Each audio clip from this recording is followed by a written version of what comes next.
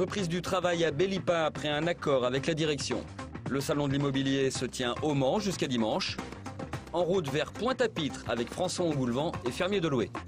Et puis, c'est pas de la tarte, une expo photo qui promeut les petits commerces et artisans de la Sarthe. Les salariés de Bellipa ont repris le chemin des ateliers après 2 jours de grève. Les négociations ont permis de trouver un accord. Il n'y aura pas de baisse de salaire pour les 78 salariés bénéficiant de postes de reclassement suite à des suppressions de postes.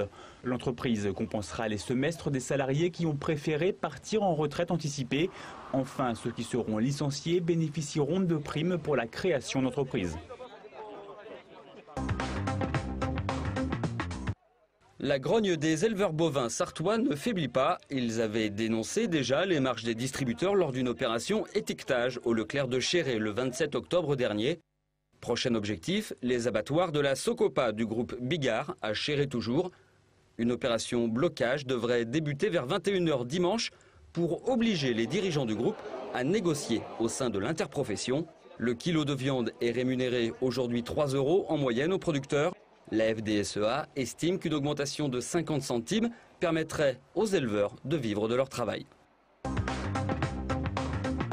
Avec ses 40 exposants, le 3e salon de l'immobilier de la Sarthe se tient ce week-end au Palais des Congrès de la Culture du Mans. Un salon qui propose aux visiteurs de rencontrer tous les acteurs de la filière. Aussi bien l'assureur, le banquier, le courtier, l'agence immobilière, le constructeur, le promoteur, les notaires. On peut vendre, on peut acheter, on peut louer, on peut faire construire et on peut avoir de l'info sur l'immobilier pendant 3 jours. C'est pour toute personne qui a un projet immobilier à court, moyen ou long terme de venir prendre des infos ou même de concrétiser son projet pendant le salon. On prétend vraiment pouvoir répondre à toutes les demandes de notre visiteur. Les exposants sont optimistes cette année avec la reprise de l'immobilier qui se dessine. Plus de 3000 visiteurs devraient se rendre au salon jusqu'à dimanche. Entrée, 4 €. Au 5e jour de course, François Engoulevent et son Fermier de Loué pointent à la 32e position de la route du Rhum, avec la satisfaction d'avoir relevé un premier défi, celui de la stratégie météo. Il fait partie de ceux qui ont choisi le contournement par le sud de l'anticyclone des Açores. Une bonne opération pour lui, qui aujourd'hui peut naviguer sereinement. Qui plus est, avec des conditions météo parfaites. Là, j'ai des conditions de navigation quasiment estivales. Midi, j'ai mangé dehors en t-shirt. Il fait chaud, il y a un petit vent modéré sympathique, le bateau glisse tout seul. Et cet après-midi, Fermier de Loué glissait à 8,4 nœuds, cap vers Madère, pour récupérer des vents de secteur est. François Engoulevent espère qu'ils pourront le porter jusqu'aux Antilles. La traversée de l'Atlantique débute presque donc pour lui.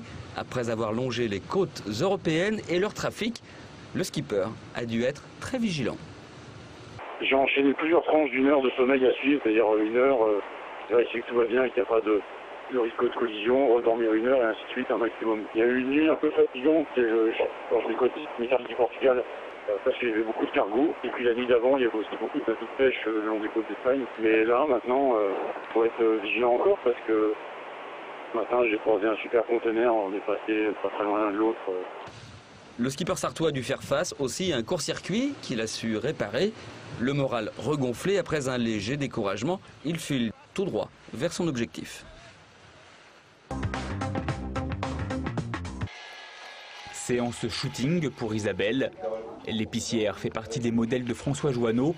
Le photographe a arpenté les petits commerces mamertins, appareil photo à la main.